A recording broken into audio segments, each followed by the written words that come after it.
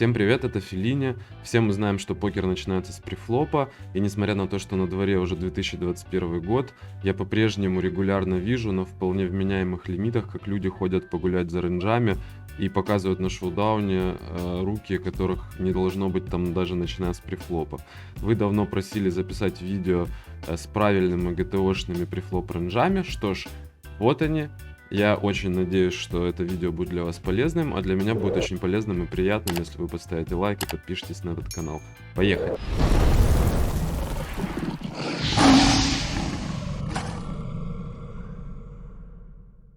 Расчеты были сделаны в специальной программе Monker Solver. Впервые я ее не услышал несколько лет назад от моего близкого друга Romeo Pro, который в те времена с другим топ-регуляром Никитой Бодяковским, более известным как Fish 2013, пользовались ей для префлоп расчетов. На сегодняшний день есть много программ, которые способны делать подобные вычисления, но я по привычке пользуюсь Monker Solver. Расчеты эти были сделаны для рейка 5% с кепкой 3PB. Это соответствует примерно лимиту NL50. На разных сайтах чуть по-разному, но если вы играете NL50 и NL100, они для вас отлично подойдут. Если вы играете чуть ниже или чуть выше, то они также для вас отлично подойдут, если вы сделаете некоторые корректировки, о которых я чуть позже расскажу. Начинаем мы серию этих видео, конечно же, с префлоп рейза. Здесь у нас расчет для сайза 2.25 ББ. Я перенес эти рейнджи во флопзилу, чтобы было несколько удобней. Что ж, поехали.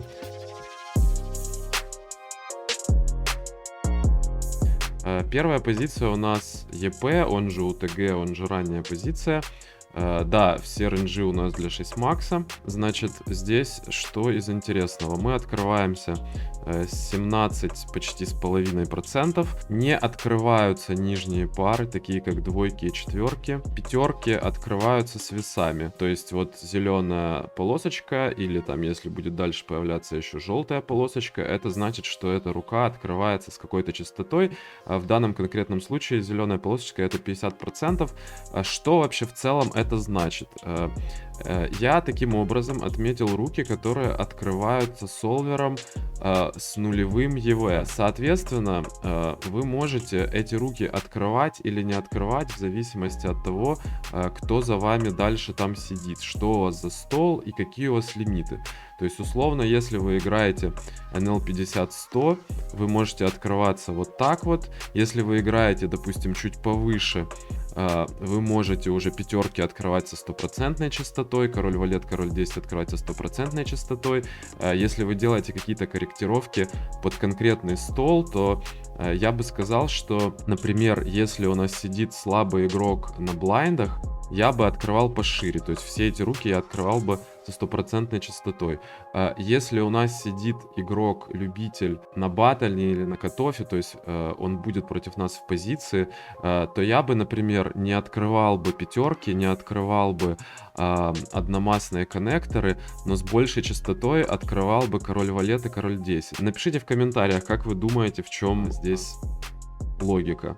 Собственно, из интересного здесь то, что король 8 открываются солвером со стопроцентной частотой. Опять же, эту руку даже можно, вот я сейчас сделаю, поставлю 50% вес, потому что я бы открывал ее не всегда. Открывал бы только если сидит слабый игрок за нами, желательно пассивный, который легко даст нам реализовать эквити этой руки. Валет 9, дама 9 одномастно открываются всегда. В принципе, достаточно стандартный рейндж, идем дальше.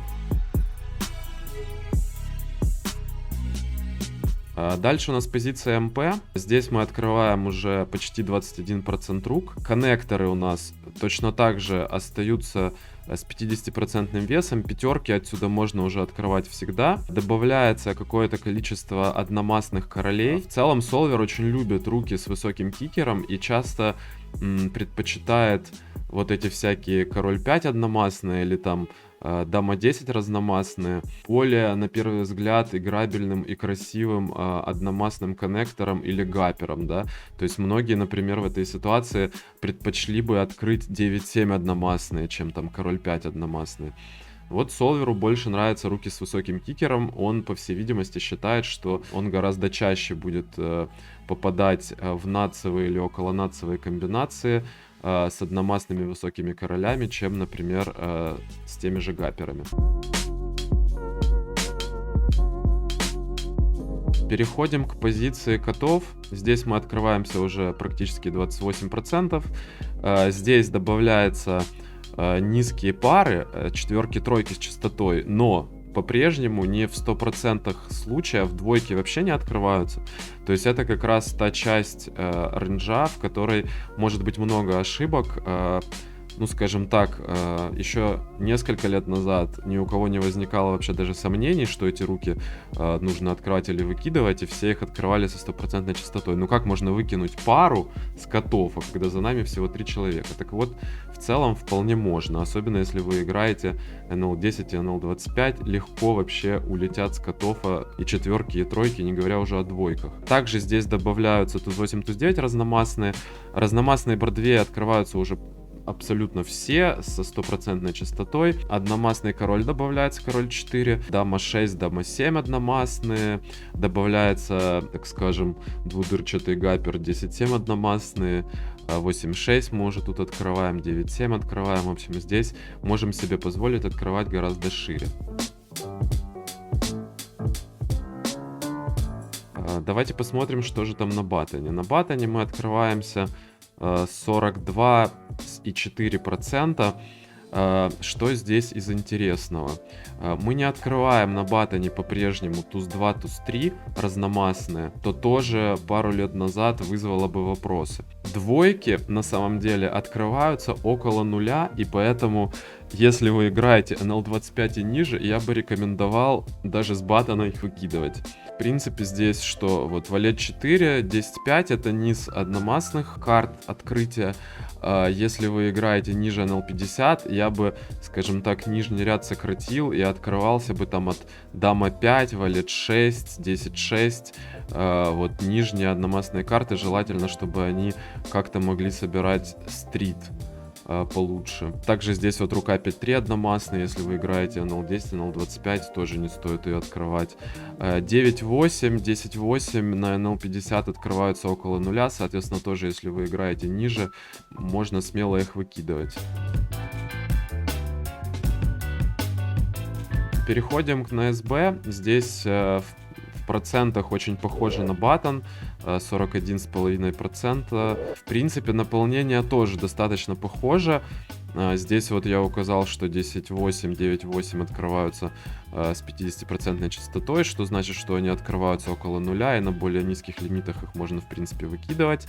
Здесь есть рука 10.8 разномастная, и точно так же туз-2, туз-3 не открываем.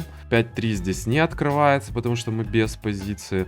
Здесь, в принципе, двойки уже открываются в плюс, особо без сомнений. Поэтому в целом рейндж СБ и баттона очень похожи, и в принципе можете открывать один и тот же рейндж в районе 42%. Что ж, на этом первое видео из серии о том, как правильно играть префлоп, подошло к концу. В следующий раз я расскажу вам о том, как правильно и корректно защищаться на бигблайнде против OpenRaise, поэтому обязательно подпишитесь на этот канал, чтобы не пропустить анонса. Ну и если вам это видео было полезным и оно вам понравилось, обязательно поставьте лайк. Всем удачи за столами и до новых встреч. Пока.